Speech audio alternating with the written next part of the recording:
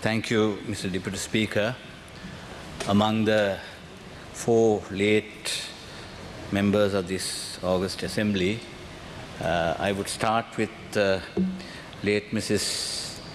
Larine Pereira, who entered Parliament in the year 2001, I believe.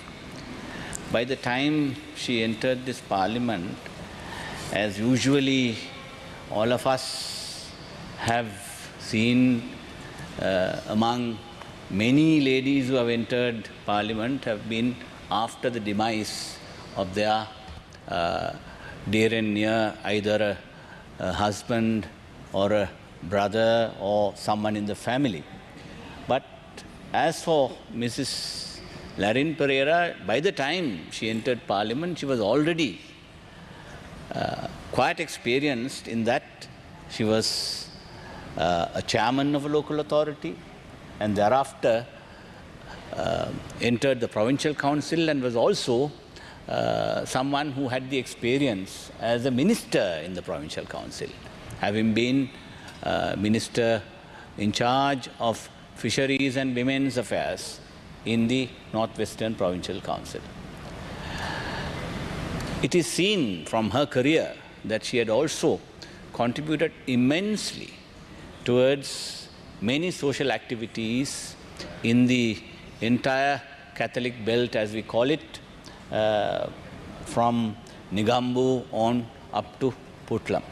Though she represents the Vennappu area, she is fondly remembered for many development activities towards which she had made immense contribution. She had also been someone who had encouraged sports activities. In that, she had served as the Vennappu Football League president, as well as being a vice president of the National Football Association. So therefore, she had been a multifaceted personality who had contributed immensely to the people of the area. And we have always known her as a mother figure in this house, had been a very soft-spoken person, but would always be there to assist anyone who requires her assistance. Moreover, if we are to talk about her famous husband, Mr. Festus Pereira, who was a towering figure, not simply by his own physical stature, but also because of his immense involvement with the United National Party from 1965 onwards as a parliamentarian. He adorned many important portfolios, from fisheries to public administration, home affairs, and even power and energy as well. So I remember at a time when the late Mr.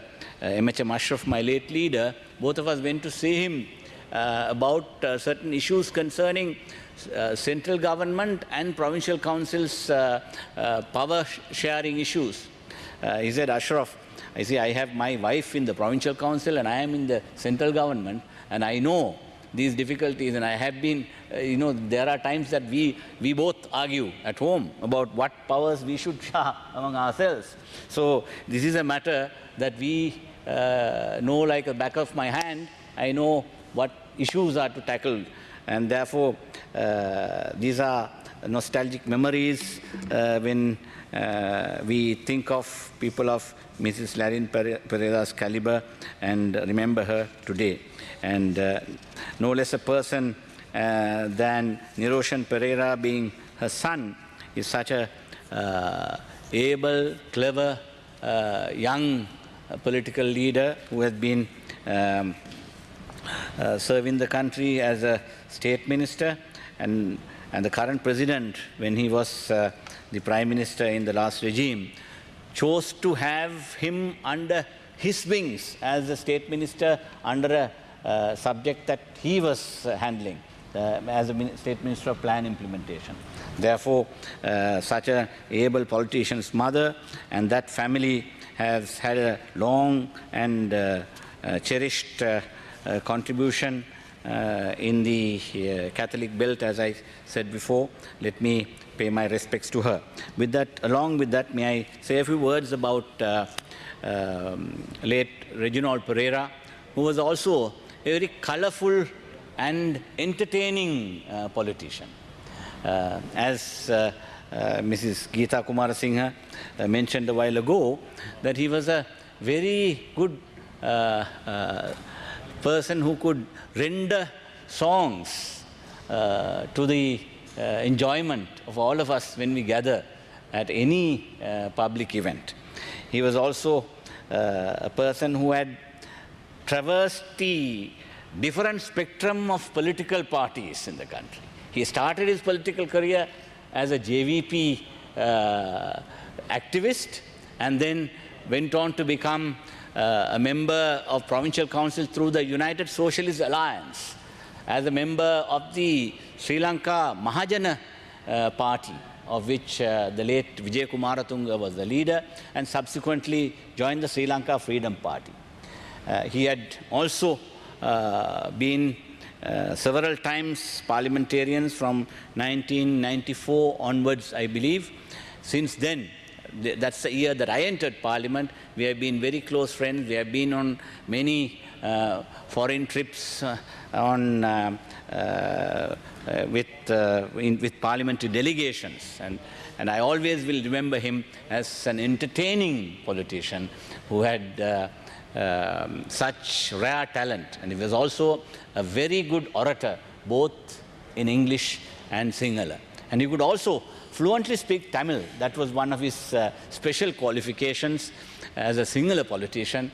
And therefore, he was rewarded by the late President Maithripala Sirisena to be the governor of the Northern Province.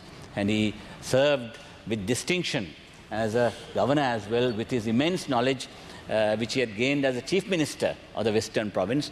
And even in the Western Province, many Muslims will remember him as somebody who had immensely helped Muslim schools, since he was also education minister along with his chief ministry in both, not only the Kalutara district, but the entire Western Province, both Colombo and the Gampaha districts.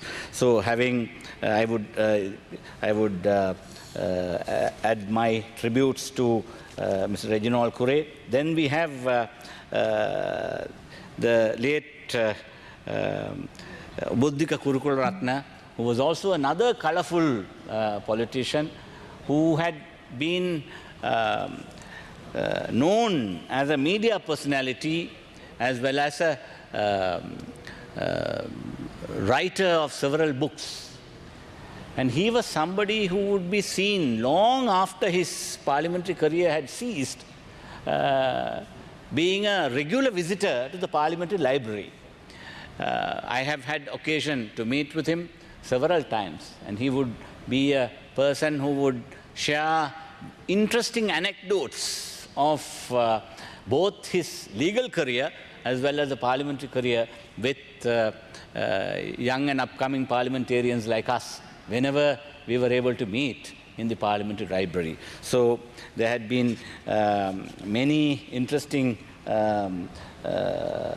comments made about Mr. Buddhika Kurukularatne, and he would be remembered as an able politician and a very simple politician who had served his people well during his career as a parliamentarian in this country. Having said that, may I say a few words in Tamil regarding Mr. Muthu Sivalingam. Gaurava Muthu Sivalingam அவர்கள் இந்த பாராளுமன்றத்தில் இந்த நாட்டின் மலையக தமிழ் மக்களின் பிரதான அரசியல் இயக்கமான இலங்கை தொழிலாளர் காங்கிரஸ் என்கிற அந்த அரசியல் இயக்கத்தின் அந்த தொழிற்சங்கத்தின் நீண்டகால உறுப்பினராக மாத்திரமல்ல, அந்த இயக்கத்தின் தனிப்பெரும் தலைவராக இருந்த சௌமமித்தி தொண்டமான் ஐயா அவர்களினதும், அவர்களுக்கு பிற்பாடு அந்த பொறுப்பை ஏற்ற ஆறுமுகம் தொண்டமான் அவர்களின் கீழும் அவர்களுடைய விசுவாசத்துக்குரிய ஒரு கட்சி தொண்டராக கட்சியை ஒருபொழுதும் விட்டு கொடுக்காத, கட்சிக்கு ஒருபோதும் கிஞ்சித்தும் துரோகம் இழைக்காத ஒரு அரசியல் தலைவராக இருந்துவிட்டு போயிருக்கிறார் என்பது அவருக்கு நாங்கள் அஞ்சலி செலுத்துகின்ற பொழுது நினைவு கூற வேண்டிய மிக முக்கியமான அம்சம் என்று நான் நினைக்கிறேன். அவரை பொறுத்த அளவிலே இந்த நாட்டின் மலையக மக்களின் விடிவுக்காக அவர் ஆற்றிய பணிகள் சாமானியமானவை அல்ல. மலையக மக்களுடைய வாழ்வாதார பிரச்சனைகளோடும் அவர்களுடைய வீடில்லா பிரச்சினை, காணியில்லா பிரச்சினை, அவர்களுக்கான மின்சார வசதிகளை பெற்றுக் கொடுக்கின்ற பணிகள், பெருந்தோட்டங்களுக்கான பெருந்தெருக்களை அமைப்பதிலே அவருடைய பங்களிப்பு, எல்லா பாராளுமன்ற அமர்வுகளின் போதும் பாராளுமன்ற கமிட்டி கூட்டங்களின் போதும் மலைய மக்களின் பிரச்சனைகளுக்காக அமைச்சரவை கூட்டங்களிலே கூட அவர் மிக துணிகரமாக அந்த பிரச்சனைகளை வாதிக்கின்ற பல சந்தர்ப்பங்களை நானும் ஒரு சக அமைச்சராக இருந்து பல தடவை நான் அவதானித்திருக்கிறேன். இந்த சிறிது காலம் இந்த பல வருஷ காலம் இந்த பாராளுமன்றத்திலே இலங்கை தொழிலாளர் காங்கிரஸை பிரதிநிதித்துவப்படுத்தி அவர் மலையக இந்திய வம்சாவளி மக்களின் விடிவுக்காக செய்த பணிகள் சாமானியமானவை அல்ல. அதே போல அவர் ஒவ்வொரு அமைச்சு பொறுப்பில் இருந்தபோதும் எனக்கு ஞாபகம் இருக்கிறது, கௌரவ பசில் ராஜபக்ஷ அவர்களுடைய பொருளாதார அபிவிருத்தி அமைச்சின் இராஜாங்க அமைச்சராக அவர் அந்த அமைச்சிலே பணியாற்றிய போது அமைச்சரிடம் போய் செய்து கொள்ள முடியாத விஷயங்களை அவரோடாக நாங்கள் பல விஷயங்களை செய்யக்கூடியதாக இருந்திருக்கிறது. மிக அமைதியாக, மிக ஆரவாரம் இல்லாமல், யாருக்கும் உதவி கேட்டு போகின்ற யாருக்கும் இல்லை என்று சொல்லாமல் செய்து கொடுக்கிற நல்லதொரு அரசியல் நண்பரை, ஒரு அரசியல் தலைவரை நாங்கள் இழந்திருக்கிறோம் என்ற அடிப்படையிலே அவருடைய ஆத்மா சாந்தி அடைவதற்கு பிரார்த்தித்தவனாக அவருடைய குடும்பத்தினருக்கும் அவர்களுடைய கட்சியினராக இந்த பாராளுமன்றத்தில் இருக்கின்ற நண்பர் அமைச்சர் ஜீவன் தொண்டமான் உட்பட ஏனையவர்களுக்கும் என்னுடைய கட்சியுடைய ஆழ்ந்த அனுதாபங்களை சமர்ப்பித்து விடைபெறுகிறேன். நன்றி. බොහොම සිත කරුමන්තුවනි ඊළඟට